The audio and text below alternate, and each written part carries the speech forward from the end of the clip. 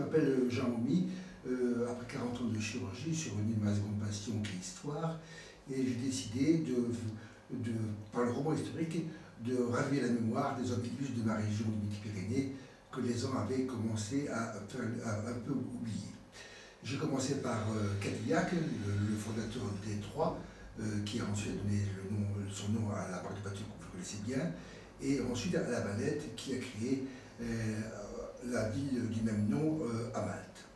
Je suis ensuite venu sur Champollion, qui est né à Figeac en 1990, une famille extrêmement modeste de colporteurs, et qui, avec son frère aîné, s'est très vite révélé attiré par l'égyptomanie qui était prédominante après la découverte de la pierre de Rosette qui, à l'expédition de Bonaparte en Égypte. Il a été un très médiocre étudiant, mais très brillant en langues orientales, qu'il a déchiffré dès 14 ans avec sa connaissance parfaite de l'hébreu, de l'arabe, du syriaque, de l'arabien, et une foule d'autres langues, avec le grec et le latin bien sûr.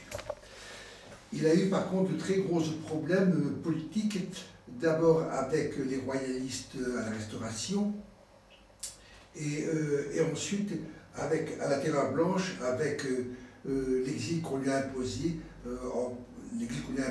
comme punition à Figeac. Il est ensuite revenu à Grenoble, mais à la suite d'actions militaires très agressives, il a été jugé, ses camarades ont été condamnés à la prison et il lui a échappé, mais il a dû retourner à Paris pour ne plus revenir à Grenoble.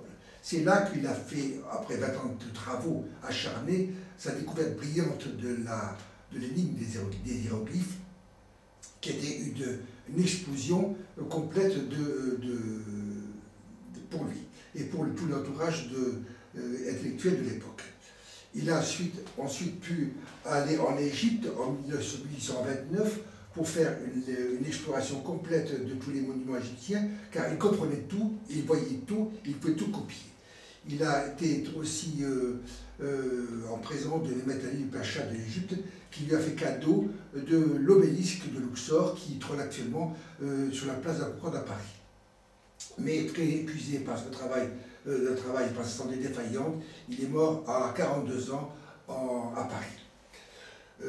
Ceci, bien sûr, n'est que du roman historique, une transposition du passé dans le présent, avec toutes ses erreurs, mais que voulez-vous, comme le disait Balzac, le roman historique est un viol, c'est sûr, il faut faire crier l'histoire pour la ressusciter, mais tout ceci est possible à la condition de lui faire un bel enfant.